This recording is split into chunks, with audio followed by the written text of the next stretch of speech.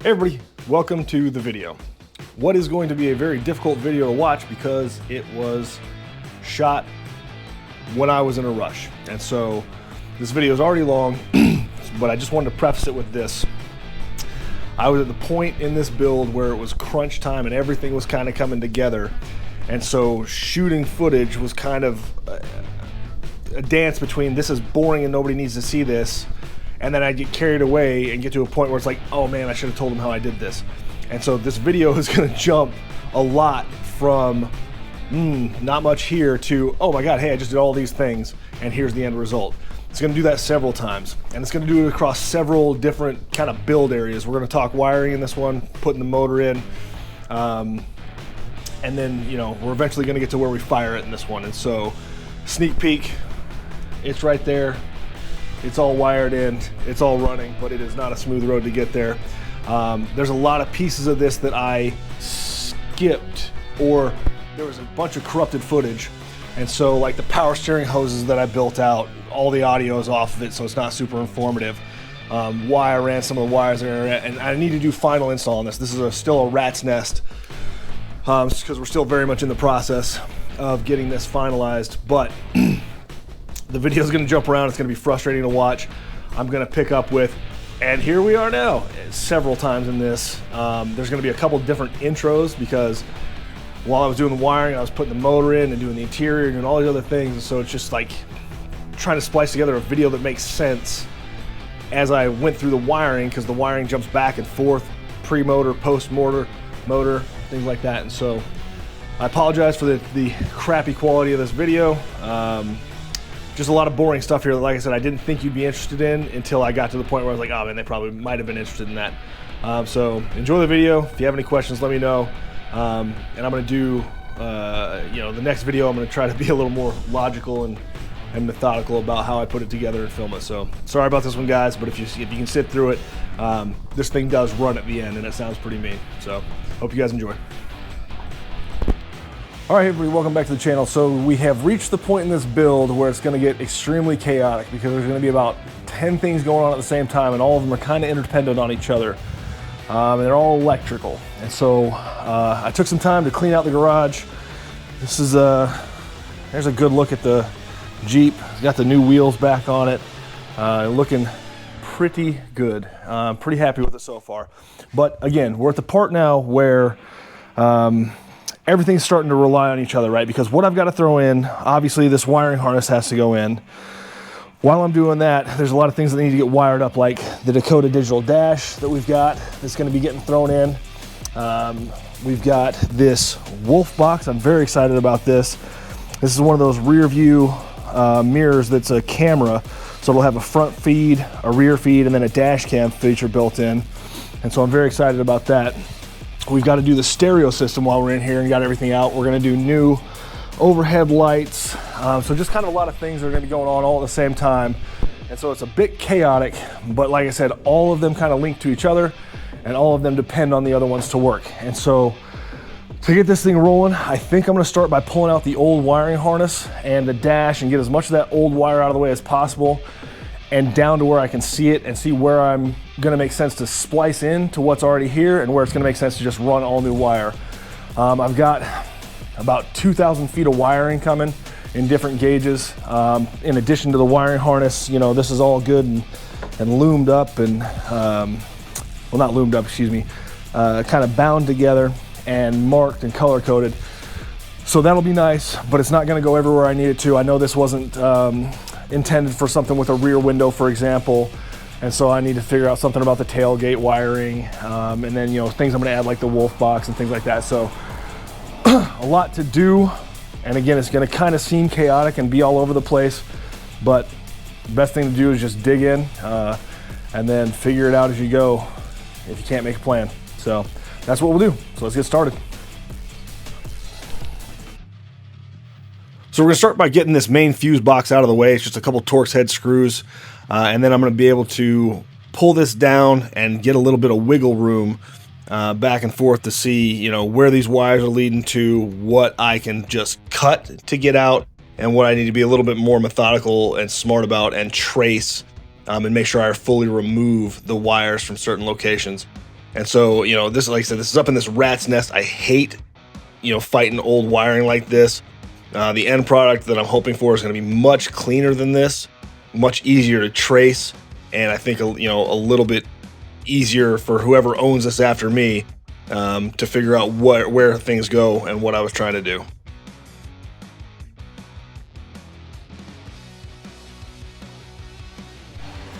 All right, so we got that down, and now it's time to start playing trace the wire. So as we can see, there's a big bundle that comes out up here that runs into the door that feeds into this ribbon here. So if we trace the ribbon, and we're looking at kind of these big heavy duty wires here come in and feed, and they turn brown and blue right here. If we trace that back, brown and blue along here, they peel off, and it looks like those are for the power seats. Okay, so I've got a power seat circuit, so I'm not worried about saving anything in that one.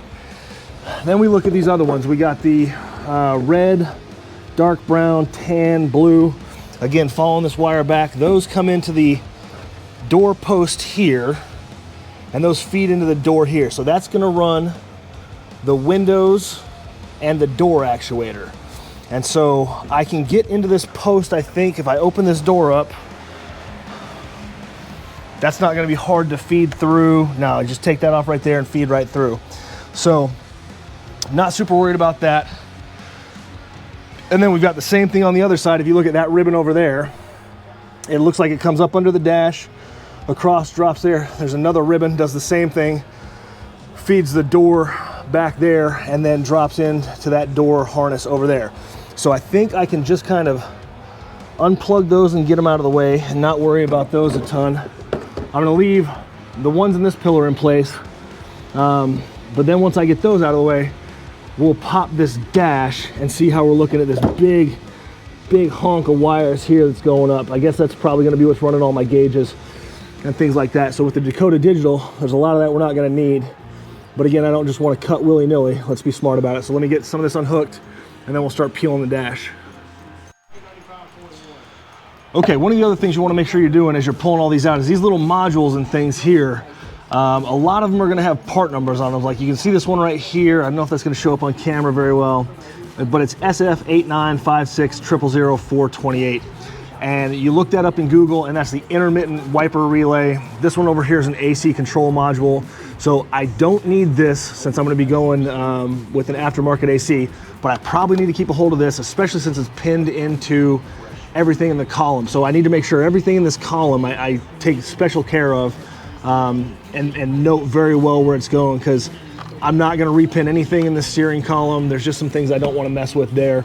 But you know, make sure you take a peek at those too while you're pulling everything out, because the last thing you want to do is figure out you need a part but you don't know which part you need. So we'll hold on to that, and we'll keep this end here, or we may even see if we can just keep that wired to the intermittent wipers. I'm going to check that and see where that goes. We may be able to leave most of that in place and just get it a power supply.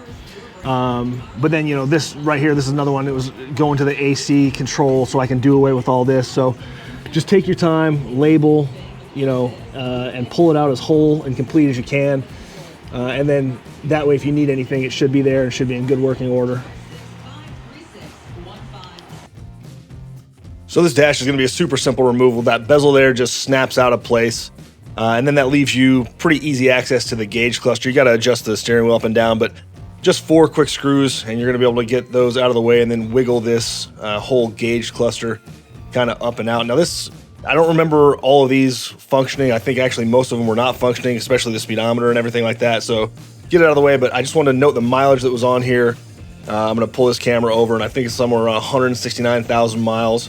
Yeah, 169,294 at the time that I popped that out. So going forward, it'll be the new Dakota Digital, but that was what was on it when I popped it.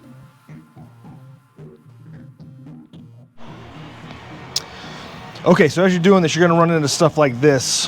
So this is the window switch, controls that rear window, and for some reason, they've got these jumper cables going to the original harness back in here. Now I was trying to peel everything apart and see why they would do this and see if there's something I needed to note, but for the life of me, I can't figure out what would have caused them to put these jumper cables in unless they maybe just couldn't reach it any other way. Like maybe they just couldn't, they didn't want to pull this, or they couldn't reach their hand up in there, so they just created the jumpers, put those in and pulled them through. So either way, I think we're going to be okay to just take this apart, save this piece and the attached wires, and then we'll figure out the power ground, you know, what sends power where.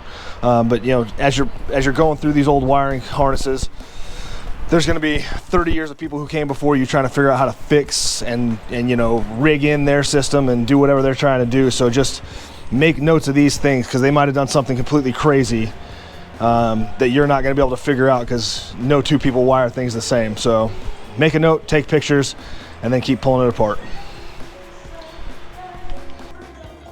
Okay, so the old harness is out, and here is the new harness that we have to go with it. Now, as I was pulling this one out, I noticed some wild stuff. So you see it's all duct or electrical taped up. There's places in here where people used duct tape to insulate wires, and I was like, man, thank God I'm getting rid of this. I almost didn't do it because it is a good bit of work, and I've got the engine coming and it's crunch time, but it's the peace of mind that this is gonna give. So this is the new harness, and so you can see it's split into branches. And so you've got one branch here that's gonna go into the engine bay, that's gonna have your main power wire, and then alternator, coil, things like that. That's gonna be replaced mostly with the harness that's coming with the motor. So that one I'm gonna use a couple wires from, but then discard most of it. You got this one that goes to the front of the vehicle, that is your headlights, your turn signals, your horn, all the stuff like that. You've got the horn module up here. But so that branch is gonna get used, and then I'm gonna have to harvest the plug ends from the old harness in there. This one goes under the dash, and I think I lucked out because it's looking like the ignition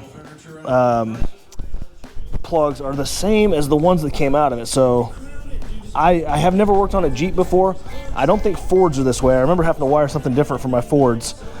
So very, very lucky. I may have to repin one of those, but either way, pretty close. Happy about that. And then you have everything here coming down from the steering column that I'll need to put in, and they have a couple of options depending on how you want to do it. I'll end up using this one and pin those in based on this one. So I just need to figure out what wires did what in this harness, and then pin this with those. And then last but not least, you've got everything here that is going to the back of the vehicle. So you've got brake lights. I'm gonna have to tap a circuit for that one to turn it into the rear window up and down and things like that. So all in all, I am pretty excited. It's gonna be a good bit of work. I mean, I don't know how many hours this is gonna end up being, but like I said, being able to eliminate most of that from the front with the LS harness that's coming is gonna save me a good bit of time, so I'm super psyched about that. But now it's just a ton of cutting, soldering, you know, shrink wrapping, making sure everything's the way that I need it to be. I talked to the stereo guy today. I think I have the stereo picked out that I'm gonna run. And then we got to install the things like the Wolf box, the rear view camera and things like that. And so now it's just hours and hours of this. And so I don't know, I probably won't film a majority of it. I might have to check in if there's something interesting, but let's get cranking on this and see where we end up.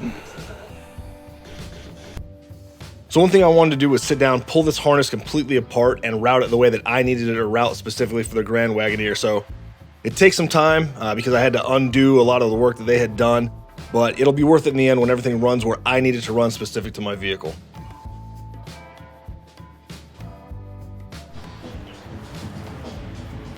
All right, so after a few days of frustration and chasing wiring diagrams across the internet, I think I have this laid out in the branches it needs to go to. And so what we've got here is the main engine harness. They'll run to the engine compartment. You got the main power wire into the fuse block, and then headlights, park lights, turn signals, everything heading that way. Everything here is coming to the interior and the steering column area. So you've got this. This took a while to figure out how to pin out. This is the column connector here. This for all your turn signals and everything like that. And then you've got your starter switches, your headlight switch, and then all of your various indicator switches, dome lights, brake lights, things like that. And then this branch here runs off to the back of the vehicle. That's your tail lights, rear blinkers, backup lights, everything like that. And then this branch here is all of the circuits I was able to pull out. We're gonna be running the fuel pump off of the LS harness. I think there's like the coil wire in here and some other ones. But essentially I'm gonna save all those because those are all gonna be either hot all the time accessories or key on accessories. So I'm gonna spool those up, keep those tucked off, and we will save those for a later date. Now, you see all this extra wire here. I've got all this wire because I'm gonna have to build out, because this is a universal harness, I'm gonna have to build out other branches and things like that for what that didn't come with that this needs. But I'm looking to house it right here. So if you look, the original, I don't know if we can see it over there, but the original, let's swing around.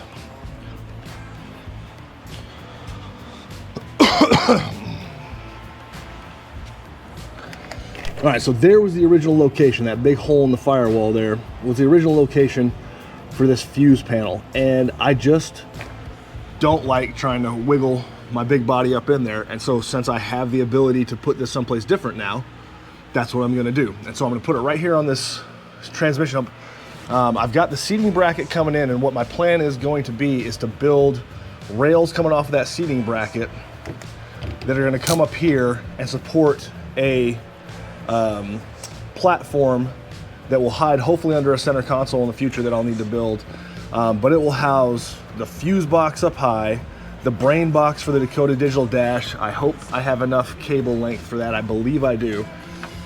So the Dakota Digital Dash will also live there. And then the other modules for the Dakota Digital, so the OBD2 port and things like that.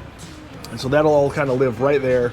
Should give me enough space to route to this. You can see I was ohming out the connectors here. I'm pretty certain that the left blinker is dead because it will register the right blinker where it's supposed to as I was pinning out that connector, but the left blinker doesn't. So I know the feed is good, I know the power in is good, and it's getting to the right blinker indicators, but it's not getting to the left. And so that switch will probably need to be replaced, or I'll have to figure out some way to rig up a left blinker, but that'll be future me's problem. So we've got brake wires we need to tap into here. I cannot remember for the life of me what this was, but I've got the connector somewhere.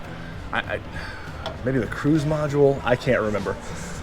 This is the intermittent wiper module we talked about before. I'm gonna have to repin everything for that. That's gonna be a bit of a headache because it's got all these feeds in from the various speeds and washer functions and things like that. So we'll get that in there, but it's coming along. So the next step now is going to be to get kind of this cleared out. We'll get all the junk out of here. We'll get the harness brought in here, and then we'll start running it where it needs to be. I got to get some grommets. I do have some, because we're going to run out that main hole right there, kind of where the harness ran before. We'll drop the back branch down, run it along the frame well, and the main branch will come in here, and we'll split, obviously, headlights coming this way, main power and everything coming over here to the battery area, so we'll have to loom and harness everything. So I've got all the split loom, ordered a bunch more. This is my favorite thing to use, this split loom. It looks really clean, and it lets you get the wire in there and then kind of terminate it off where you need it to. So yeah, that's where we're at. So now, like I said, get all this junk cleared out of the way, start getting this harness laid in place. Okay, so I got the fuse box in place. I've got it ran up and through and out.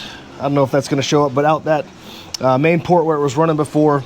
Got all the interior wire I got to deal with, and I'm currently buttoning up everything at the back, but I have to take a break because Christmas came early and this big old sucker just arrived. Well, what's inside that? That beautiful LS from Novak. So they called me a few weeks ago, said that it was done on the run-in stand. They were getting it all cooled off and crated up and shipped out, and here it is. So, I mean, this is a complete drivetrain, tip to tail. I got the transfer case, everything on here. I'm gonna have it obviously blow it apart a little bit because I don't think I could clear that transfer case and dip it down in the engine bay and get it where I need it to go. But in those boxes should be the radiator, motor mounts, ECU mounts, all the accoutrement I need to get this thing into that engine bay. And so I'm super stoked about that. But on the same truck came these. Let me pop these open real quick and show you what these are. And those little beauties are the seats out of a 5 Series. So we got this beautiful, beautiful Sensitech. So this is like their vegan leather. It feels fantastic. So I think they're out of a 540, something like that. But they should be heated. I don't remember if they're certainly perforated, but I can't remember if they're ventilated or not. I don't think so, because it wasn't a huge concern of mine. But they did clip me part of the wiring harness, so I should be able to make this all work. So now I got to figure out how to get these things unbolted from here and get it in before it starts raining. All right, now we're coming back to the wiring, and these little doodads here are these heat shrink connectors with solder inside of them. And so one of the most important things that you can do as you're doing all these connections is make sure that they're soldered correctly, or, you know, at the very least a very tight crimp. And so these I wanted to give a try, because you can see there I'm just using the heat gun. You slide them over, you make sure the wires are connected well, and then it heat shrinks down the exterior wrapping, and then you apply the heat to that solder. It will melt that solder with just the heat gun. It'll run through the wire and make sure there's a solid connection in there, and then when it dries up, or excuse me, when it cools, it cools up to a good, robust stiffness in that wiring. And so I use these in pretty much every connection that I could get to. Some of them, you know, were such short connections I couldn't get these on it, and I had to splice a different way or solder it myself. But these were a huge time saver, and I think provided really good connections throughout the wiring harness.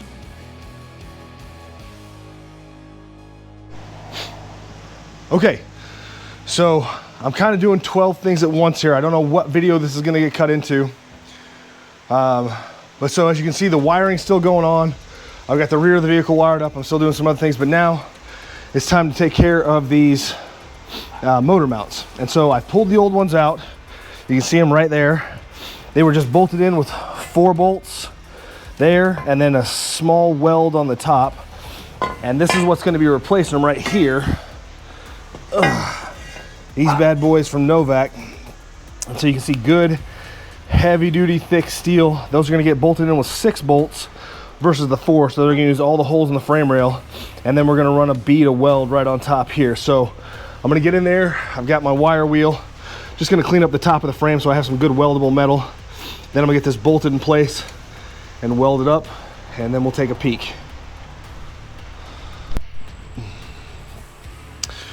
Well, I got a little carried away and went a little bit further without checking in with you guys and showing you the process, but they're in. And so 6 bolts as opposed to the regular 4 that came in the factory setup.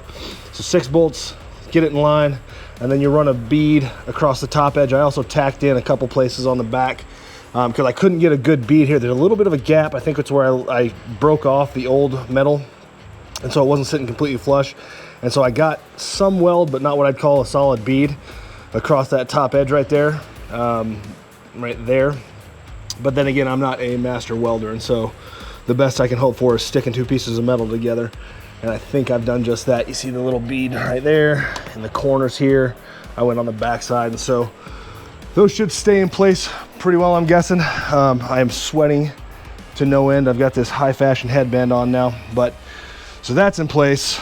Now, when I get some extra set of hands, we can drop the motor in. I'll have to get that uncrated. I think we're in. Okay, so here's where we're at. I'm getting ready to pop this motor in. I've got a second set of hands coming. I've taken this and dropped it as low as I can get it. So now I should have no problem getting this motor up and over and being able to angle and get it down in without hitting anything. That came down a ton. I think it was 47 inches off the ground when it was on its wheels and everything like that. So grab my tape measure here. We were at 47. Now we're at 43. So we're able to drop that 4 inches, and I think that's gonna give us all the space we need. I've got it on jack stands. It's sturdy, set, nothing dragging the ground, so we're good. So I think when the second set of hands gets here, we should be able to get this up. I'm gonna put the motor mounts on it real quick, and we should be able to finagle this bad boy in. So let's hope and pray it goes that smoothly. And I think we all know, of course, it is not going to go that smoothly because it never, ever does.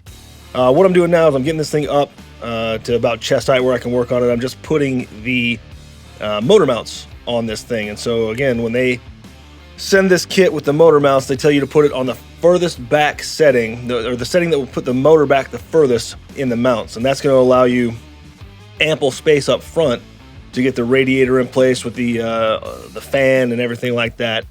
And so I think I could have got away with the middle setting on this, but you know, better safe than sorry. And so when my buddy got here, we made sure everything was where it needed to be. And then we started trying to get this thing up and over. And luckily I have one of these, crank mechanisms that allows you to tip the motor. But my golly, this was just a fight from beginning to end. It's a lot of motor hanging from that crane. And then, I could only get it up so high. We ended up having to take that light down because we needed every bit of height that we could get to get this motor dropped in. You see, we take the motor, or the light's gone there, and we're just cranking, trying to get the angle right on this motor. And it is a fight. Luckily we're two big dudes and we were hulking this around. I was going to try this with just me and my wife. Probably would have ended in a divorce, if I'm honest, because it was just a fight. Not undoable, right? We get it in there. But he's an engineer and I've been working on cars my entire life, and it still took us quite a bit of fiddling around to get this thing to kind of knock in where we want it to. I think the simple solution would have been to take the transfer case off. That would have given us another couple inches to play with, but I'm going to run into some other problems here. The video is going to cut out because it's going to, the battery's going to die, and I'm not really paying attention. Not the most important thing going on right now in my mind. But man, it just becomes a game of fighting this thing for every inch that you're going to need to get it in place. But, again, it's doable. Don't let this seem too daunting. And there are ways to make this easier, right? There's the long road where you blow everything apart and put everything in piece by piece, which is longer but simpler, I think, in the long run. Or this is the short, easy way, but a little bit more of a fight. And so you can see we're looking here how to get these last few inches, and it's, the camera's going to cut out, but man, it becomes a real fight to get these last few inches to get this motor in place. Okay, well, this really sucks because the battery on this thing died in the middle of this whole process, and all you guys really missed was a ton of me banging my head off the wall and laying in the middle of the floor crying because it's in, but man, was it a trick. And so one of the big problems I ran into, let me grab a flashlight. So you guys saw me putting it all in. So you guys saw me putting it in as one piece, right? And you guys saw me putting it in as one piece. And it's doable. That's what the instructions said. And it is, clearly, because I got it in there. But if I had this to do all over again, man, I would take that transfer case off. I think the transfer case is easy enough to put back on, I would assume. I mean, there shouldn't be anything really special about this 231, but it's easy enough to put back on that it's not worth fighting it. Because, I had, up here, I had to take this light down because my cherry picker could only go so high because I'm in about an 8-foot ceiling in here, and I couldn't get my cherry picker up enough to dip the motor down at the angle I needed it to slide it in and clear this. And so, I mean, the bottom of the motor, we're gonna get under there in a second, but it's got some war wounds on it. But let's take a peek at where the real problem lies. So they tell you to put this as far back on the motor mounts as you can, and you can look right there at how much clearance you have. I mean, you have, what's that, maybe a ½ inch if you're lucky, maybe. But what that means is I can't get that bolt out of there. So what that means is that chain is going to live there. I'm going to cut it right there with a cutoff wheel, and that chain is just going to live there, because the same thing on the other side, we swing around here. I almost crushed this. I wasn't paying attention. Left the wiring harness on top. Damn near ate that. But you can see down there, that same thing, that bolt is just right against the firewall, and there's literally no way to get that thing out of there. So that's where that's gonna live. What time is it now? It's almost 4 o'clock. We started this at 11:30 and I just buttoned it up. When I noticed this died, I put it back on the charger, and so we're gonna walk through it now. I know that doesn't make for the most interesting video, and I'm sorry, but we're gonna go bottom side. I'm gonna show you guys the struggles we had because, like I said, this is designed to go in as one piece. But man, you better have some strong ass friends, and a few of them. Luckily, that dude's my gym buddy, and so he is a monster of a human being. But all right, so right there, right, is where that thing needs to socket into, and you can see I was banging and hanging up and trying to get it around this, and you know, scrape the shit out of the motor mount, which is not a huge deal. But the one that's a little more concerning is, scraping the starter. It looks like it made it relatively unscathed, so we'll hook it up and see what happens. I'm expecting it to be just fine, but you can see it took some war wounds, and then the trans pan here was banging around. We had to lift it up. So this is where these 4 bolts right here are where the cross member lived before, and we had to slide it back. Luckily there was bolts already there to get it onto this trans mount here. That gives me good clearance. Let's get over here. There's the straight shot of the drive shaft through. Shifter linkage right there should be very accessible. I mean, we do have good room up top side. Let me slide all the way to the back here. We have good room up top side. So as you're looking at the, you got plenty of room to maneuver up there, where we're going to be able to put in the trans cooler lines, and the shift linkage is, not the most room in the world, but we'll make it work. And then this lines up near perfect with the drive shaft. So as we shoot down the view there, you're right on it. So, we're good. And it was just fighting and wiggling and just a real to do, but we're in there. And like I said, with it now as far back as it is, I should have absolutely no problem getting that radiator in there. Have all the space in the world to clear that. Clears the drive or the steering shaft just fine. So yeah, I mean, like I said, I'm really sorry that the camera died and you missed me fighting this, but all you would have seen is just an 18 times speed of me swearing and throwing shit. So probably for the best.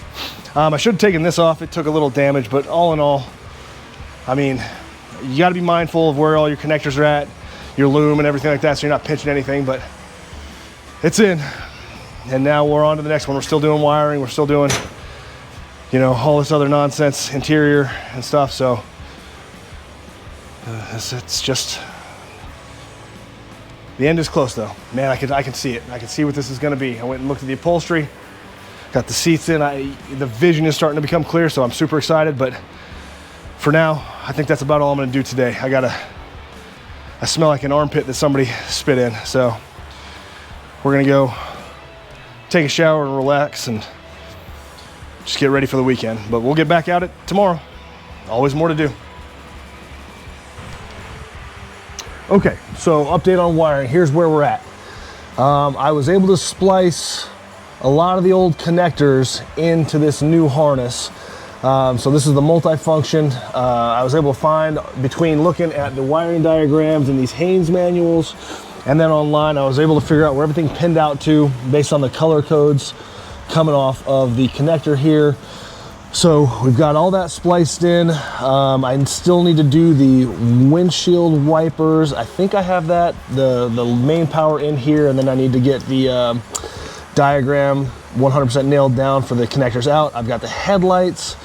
I've got the seat switch. So this is an aftermarket switch that they had installed before I got here. And so the problem we run into with this one is it'll run the tailgate from here, but what it won't do is allow you to run the key on the tailgate, because the key grounds back through the original switch. There's a shared switch here, a shared ground here, that allows that key to take the main power source and do the same thing that this does, which is just basically reverse polarity, but using the switch ground as a ground. So I got to give some real thought to how I'm going to do that. I mean, the easiest thing to do would be to find an original switch. If I can find one in good working order. I checked a couple of the parts houses and I couldn't get them.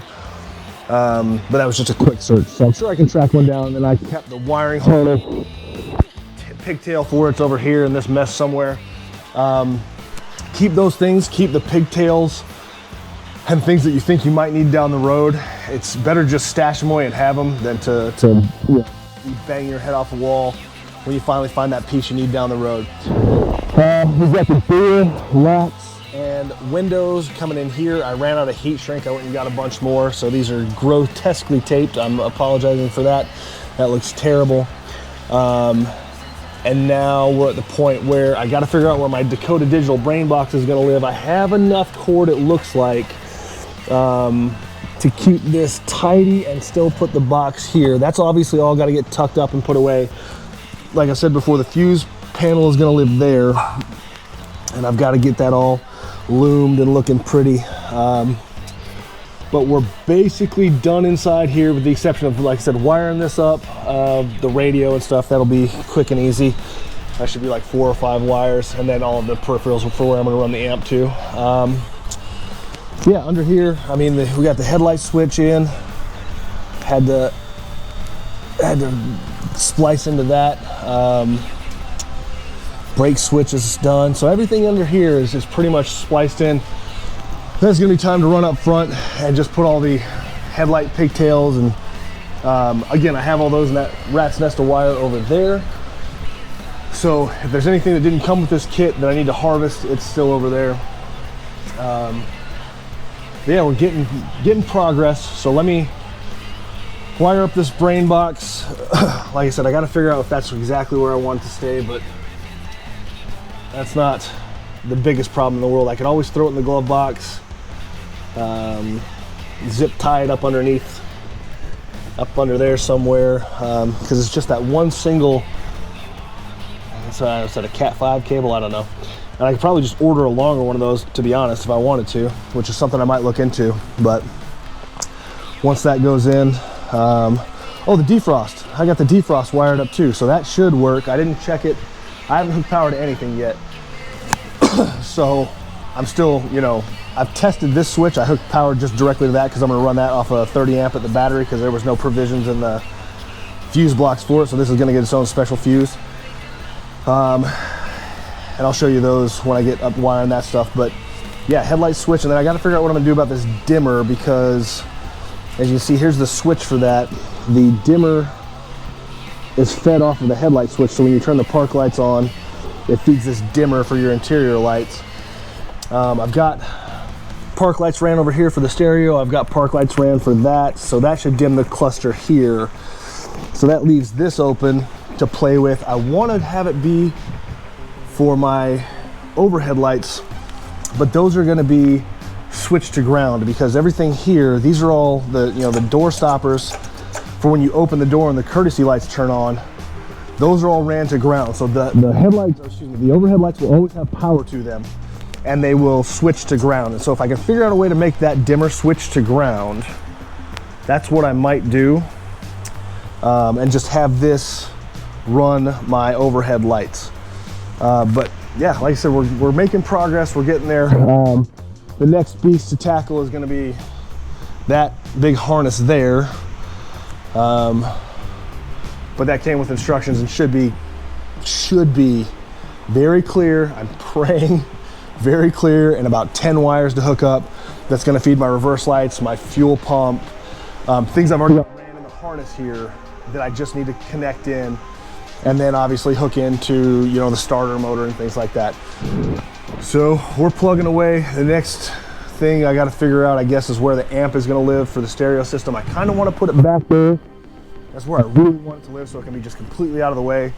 I'm also looking at putting it here underneath the center console that I'm having custom made, which if it turns out the way I think it's going to, is going to be insane.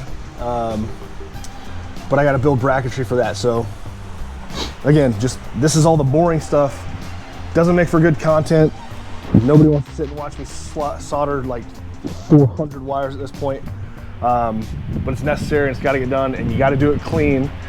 because the cleaner you do this, the easier your life becomes down the road when and if there is a problem, right? You don't want to be chasing a rat's nest that you've kind of just thrown up underneath the dash. So take your time in this step and really hopefully save yourself some problems down the road. So I'm gonna get back to this. Oh, my dumbass. Put this on backwards. Man, that's another one of those attention to detail things, right? I was looking at this, I knew this needed to go the other way. I had it in my hand the other way, and then I took it down to put glue on it, and I spun it when I put it up. So the wolf box is gonna live up there. All the wiring is gonna drop down through this little notch right here. But I gotta glue another one of those on. So again, attention to detail, but we're getting there. All right, this is one of those places where I didn't film as much as I should have, or what I did film didn't make any sense at all. So there's gonna be kind of a big jump here from where we left the motor the last time you saw it just squeezed in to where we're gonna pick up here now with radiator lines in place, radiator hoses in place, power steering lines in place, a lot of wiring that's been put around it. Like, it's gonna be a huge jump from where you last saw the motor to this, with almost no explanation of what happened. So I apologize. This is one of those ones where, like I said, it all seemed boring until it wasn't, but we'll pick up from here. All right, so here's where we're at this point. I have got the hoses in, as janky as that setup is, but you have to reduce to 1 inch from 1 3/4 inches, and they didn't really make a hose that would do that, so I had to use this adapter and this here. They did make a bottom hose that works, so we got that bottom hose in place. Heater hose, I need to get a smaller one. I knew there were 2 different sizes. I thought that was half. Turns out that's going to be about 5/8 and 3/4 on the larger side. We'll get that routed, then we'll be able to put coolant in it. So I think we're to the point now where it is time to start wrangling the ECU and all the associated wiring. So let me pop this open, see where we need to start putting things, and see if we can get this laid out in conjunction with all of our other wiring and nonsense. So hopefully this is not too much of a, like fighting an octopus. Looks like there's a lot of wires in there, but hopefully they got them laid out pretty smartly. All right, so update on the wiring. So we have everything ran now for the overhead lights. These are all switched to ground, which means there's going to be a constant power source to all these, and then they get turned on by activating a ground. So these pushers here, once you open the door, that closes the circuit, gives it a ground. All of the doors have one, and then I was able to wire it in to this existing switch here. So that should be good for that. I'm going to be using these puck lights for the overhead. We're going to cut the holes in the headliner and then have all these LED lights overhead. So that should provide ample lighting for the interior here. I'm going to do 2 here, 2 for the rear passengers, and then 1 at the very back. And so again, plenty of light. Now, the problem I'm running into that is going to be very easily solvable is I have lizard skinned this entire floor, and so any grounds that used to exist here where you'd be able to just bolt to the floor are kind of gone. And so I've got all these ground wires hanging out here for the various switches and circuits in here. And so the solution is going to be one of these bus bars. And so you hook one main ground in here that I'll take back up to the battery, and then all these other terminals here are where you would link in your grounds, and I'll also take one and ground it to the body. I'll find a good bolt up here somewhere that's got good exposed metal, but that is going to be the solution right there, and we'll plug it in, who knows, somewhere up under this. Yep. It's fairly clean now. I don't know, let me see if I can get a light real quick.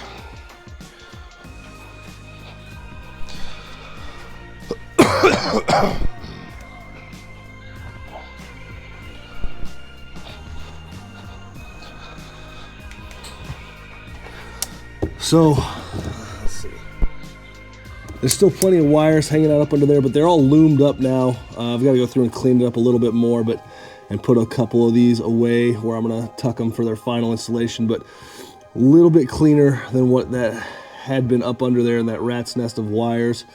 And so like I said, once I get all of these grounds kind of collected and put somewhere up in this region here. It's far enough back where I'm not going to hit it with my foot accidentally, you know, and knock a ground loose or anything like that.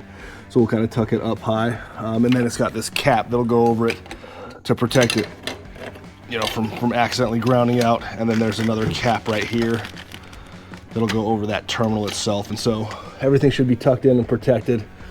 We've got all of the leads here for the Dakota Digital box. The plan is still going to be to mount that fuse panel there, the Dakota Digital box there, and then an amp here. I'm about to start building out the seat brackets. That'll be interesting and see how that works. But then from here, we'll move to the front and deal with this mess of wires here and eventually tie into the main harness. So still some work to do, but it's slowly plugging along. And then, you know, just to get more splicing to get the wire ends. I saved everything on the loom over here for all the various bulbs and things like that I need to steal out of that to re-put into this up front here. So again, slow, boring work, but necessary and something you want to do when you have the time and space. All right, so we got that all out of the plastic and everything's labeled pretty well. I mean, there's your two inputs for your ECU, and then this is the one for your throttle control module. Clearly, by the way they have that routed, it's tied in right there. They want that to live kind of right here on this fender. So they sent the bracketry for that. We'll make that happen.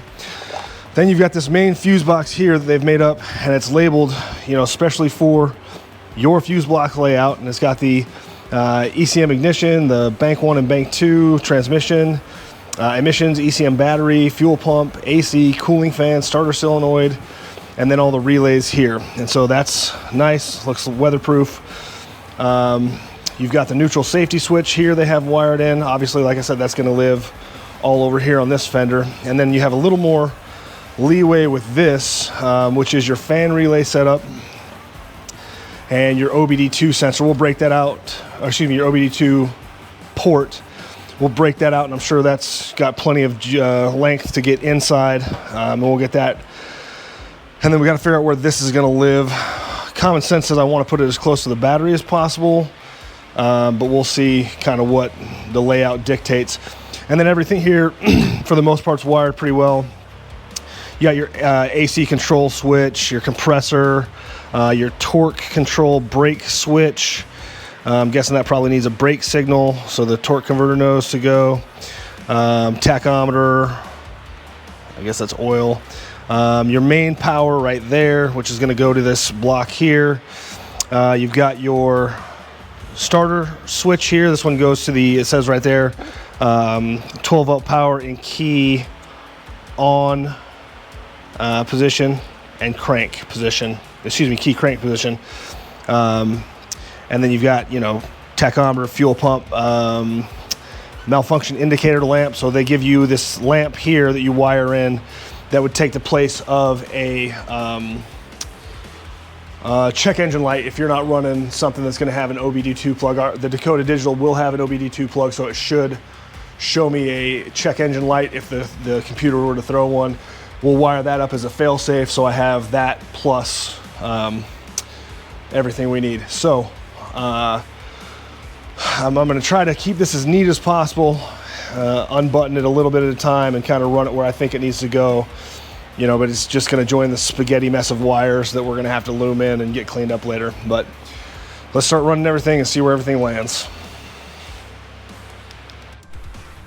All right, so update, here's where we're at. I now have the heater hoses in place. They are just capped off and they're waiting, like I said, for the eventual heater core to get here. I have just filled up the transmission with this Dexron 6 and this protectant that they sent, this lubricant additive. So they recommended to add 1 gallon, 4 quarts, and then start it and see where you're at. So I added those two. I'm just letting that drip dry now. We have put 2 gallons of the DexCool Prestone in here, and I'm probably gonna need, I would guess, a third, possibly a fourth. So we are getting very close to being ready to fire it. Oh, I put the fluid in the transfer case as well. It didn't take as much. I called Novak and I was like, hey, it only took about, you know, a quart. It says it should take 2.2. But I mean, I can see it in there. It is at the full level. So we'll roll with that for now and just monitor that. But we're getting really close to firing it up. So now I figured out what all these wires are. So these two that I couldn't figure out the other day, I called up Novak and they said those are 128 kilohertz and 4 kilohertz signal outputs for my speedometer. And so I had asked them, I told them I'm running a Dakota Digital, so they were cool enough to put the speed sensors on there for me and give me multiple output options. So that's awesome. And then the BUL that my dumbass couldn't figure out is for backup lights. That's what's gonna power my reverse lights, quite obviously. But before I hook any of that up, what I'm gonna do is I'm gonna test the harness by itself. So I'm gonna get the battery cables ran, get a battery in place over here, hook up power, hook up ground, and then test the wiring harness by itself. So everything's obviously kind of loose and jumbled. I'll get it all capped off and everything that's not used safely capped. And then I'm gonna go ahead and just start making sure all my circuits are what I think they are and ending where I think they should, powering up the way they should before I hook any power to the engine harness. I can afford some mistakes here. I can't afford some mistakes there. So I will double check all of my wiring on this, make sure key on does what I think it should, make sure accessories start, all that. And then once I'm sure of that, then we'll hook in the ECU and we'll try to fire this thing. So we're getting really close. Fluids are all in. I gotta build out the intake still, a couple nitnoidy things to do, but again, we're getting real close. So I'm getting excited. All right, so here is where we are at now. I was able to build out this intake here. There is, you can see they were smart enough to make this cutout for the alternator here, because just straight hose would have been too much.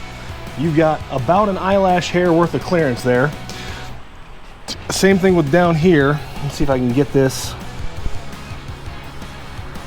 Right there on that idler pulley, same thing, right? You're looking at an eyelash hair's worth of clearance. But this is pretty solidly in place. I mean, it bounces a little bit if you're really getting on it. I might take something and fabricate it to lock it to here, maybe just to this little eyelet here and into this to stabilize it once we figure out where its final home is going to be. I'm 90% sure that's where that's going to live. Good reach for the mass airflow sensor. I blew this out. It feels like it's oiled. I think it's one of those oiled ones. The mass airflow sensor is right here. And so I blew this out to get as much oil out of it as possible because it just fouls the shit out of these mass airflow sensors. And then you're gonna end up burning through those. But should have good hood clearance. I'm looking there. Looks like good hood clearance all the way around. And so all in all, pretty excited about that. Now, if you saw any of the welding I did on the seat brackets, you know that that is not my strong suit. So I went ahead and outsourced these. What I did was had the local exhaust shop just make me up some dumps here, right? So I can put the O2 sensors in place. It's just gonna clip on with the V-band to the header, dump down about, what is that, 6 inches, 6-7 inches. Let me plug my O2 sensors in and get a good reading. We'll go back later and we'll get the full exhaust built. But this, I know you could probably run this for a little bit, you know, quick run, turn on, turn off, without the O2 sensors in place, but this was $60, right? And to me, I want to know that this thing's not throwing any codes at all that aren't intended, right? And so if I can take this one out, not fire up the malfunction light or the check engine light, that's just one less thing I need to worry about or be concerned about. So we're gonna get these in place, get the O2 sensors hooked up, and then start cracking on the final bit of wiring. Oh, all right, so pretty drama-free install on those dumps. You can see right there, got the O2 sensor in both sides. Obviously, that's not where that wire is gonna live long-term. We're just gonna do the startup with it. I will pull it back up out of the way, get it nice and tucked and out of everything. I've still got to build the bracketry for the shifter linkage, and then I've got to come in and hook up the four-wheel drive linkage. I've got everything in place. I just got to get in here and get my fat little hands up in there and figure out how to get that coordinated. Yeah, getting closer. And then, like I said, that linkage, I've got everything to do it. I think I'm gonna bolt in right there to that right there, and use that for the bracketry, and drive the shift linkage there. But looking good, looking good. Is that power steering leaking? It goddamn well better not be.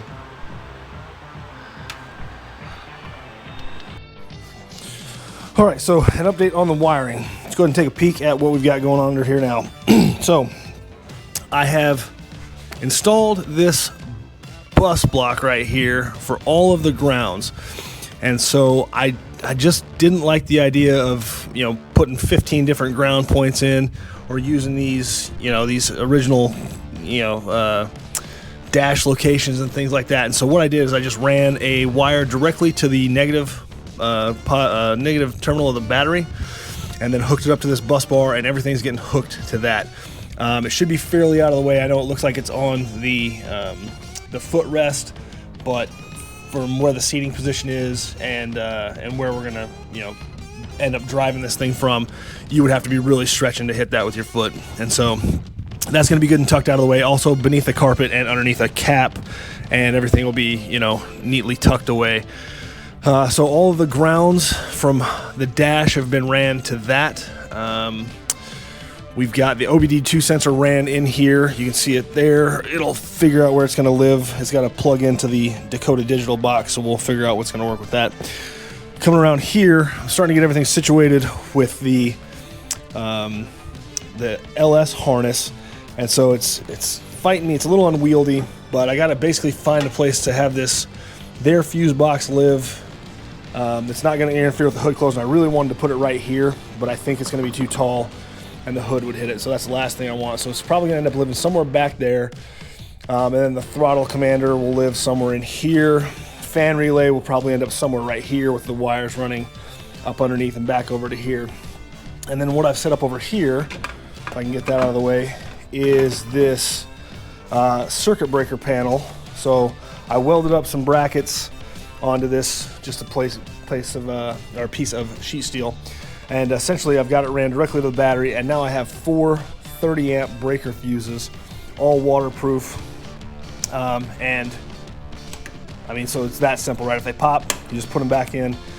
But this is what I'm going to use, because the new fuse box didn't come with one for the seats, one for what else am I throwing in here? The heater when it gets here, things like that. I want to have these have their own dedicated circuits. The rear window is another one, right? To where I know it can handle the juice, especially that rear window motor and the seat motors.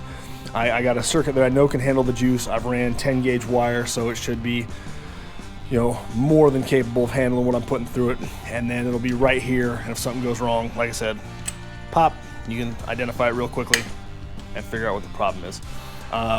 So we're getting real close to, I've got my grounds in, getting real close to throwing some juice to that fuse panel and starting to test it and see where we're at. Like I said, we're going to keep this completely disconnected until I test everything on that. But now that those grounds are all taken care of, that was kind of the last big step. And now I just need to make sure everything's terminated and ran where I want it to run, and not, going to accidentally arc on anything.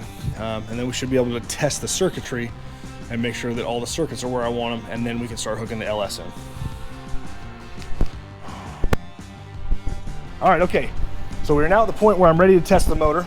I have checked the wiring harness. Most of it's looking good. There's some switches that need to be replaced, but that's going to be the case with any of these old vehicles, the headlight switch. I need to figure out what's going on with the windshield wipers, because those kind of went wonky on me.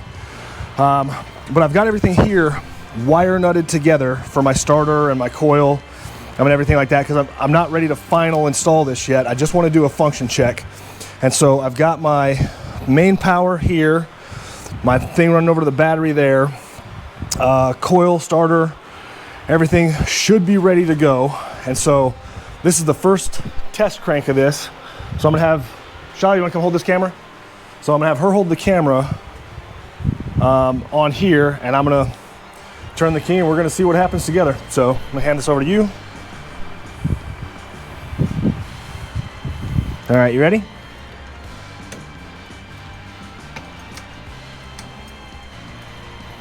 All right, I heard the fuel pump prime.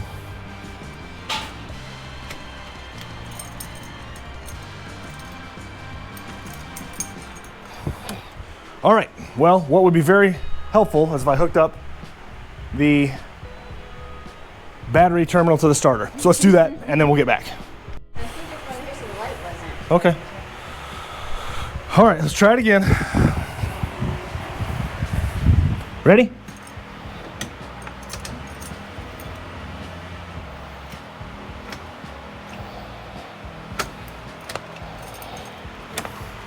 Nothing. What am I missing here? No, like it didn't even crank that time.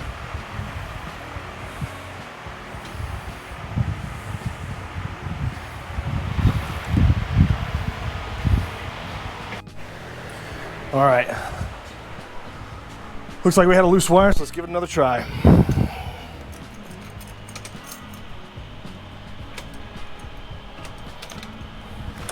Fuck, man. Nope. Oh, god damn it, this keeps coming loose.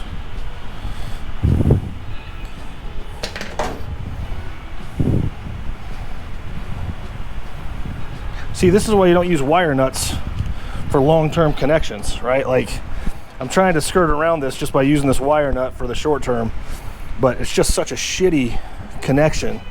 It keeps coming loose. And that is why you don't use it in long-term scenarios. All right, let's see if that did it.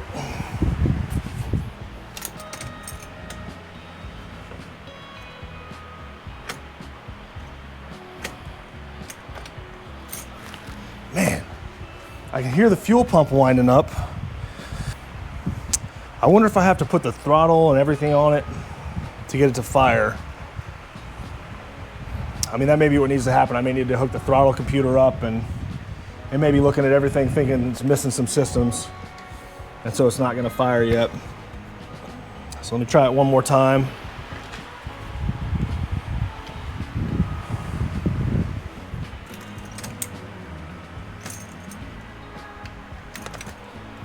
Nope, not turning over. Okay. Maybe we have to hook those computers up. Let's readjust. Okay, so in doing some digging, I popped into this fuse box here, and this little 10 amp on the end, which is for the starter solenoid, popped. And so I don't know why that would have popped. Maybe it's because I didn't have the battery hooked to it when I turned it. But yeah, so it's this little 10 amper here, blue. And so I got to get another one of those, and that's not going to be tonight because it's 7:30. Now we're not going to run to the parts store tonight, so I'll pick an amp up to, or a fuse up tomorrow. We'll try it again. I was telling my wife, there's nothing more frustrating than when something should be simple and it's not. If you're expecting a fight and you get a fight, all right, you're expecting it. But if you're not and you do, that's when it gets frustrating. And so this should have been simple. Should have turned right over. It didn't. I'm frustrated. But that's part of the game. And so we'll get another fuse, several, in case this keeps popping. And I need to figure out why. Because like I said, that circuit should just be over to here. I need to check and make sure there's nothing grounding out down there, nothing wonky happening. But then we'll try it again. All part of the game. Yeah, all part of the game. Okay, so it's the next day. I have went and replaced the fuse that was blown. I hooked in the mass airflow sensor, which I had not hooked up. And then I hooked the pedal box up. I'm just gonna have it sitting here just so it has that signal. I double checked everything else. Everything looks good that should be required to run this. And so I think we're ready to give another try to start. So everything's hooked up. let's give another crank.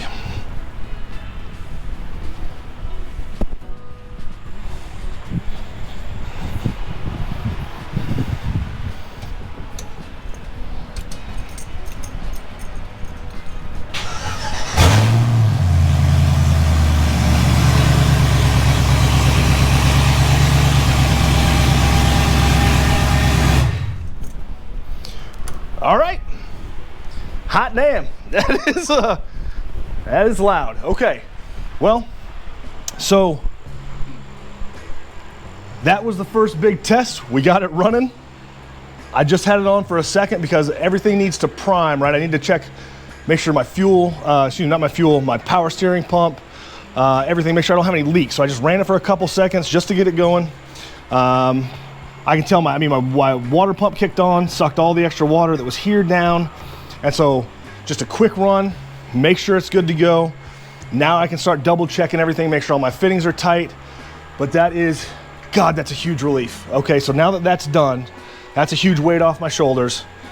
Now we can get cranking with final install. Now this is real, now this is getting close. So let's get into it. Let's start tearing everything back down, get everything where it's gonna finally live, and start putting it back together. Because now driving this thing is a real possibility, and so I'm excited. So like I said, a little bit difficult to watch. If you stayed all the way to the end here, thank you. Like I said, I know it was a long video with a lot of, and here we are. But, you know, that's the nature of this one. I'm still working interior, still working final install, so there's still some good videos to come. I'm hoping to have this thing on the road shortly. I'm getting the itch now that I can see it kind of the finish line there in the distance. So yeah, hopefully we'll have this thing rolling before too long. But if you guys have any questions, anything specific that you want to see or know about, you know, I can try to kind of backtrack or explain why I did it. But yeah, hopefully I'll see you guys in the next one. Thanks.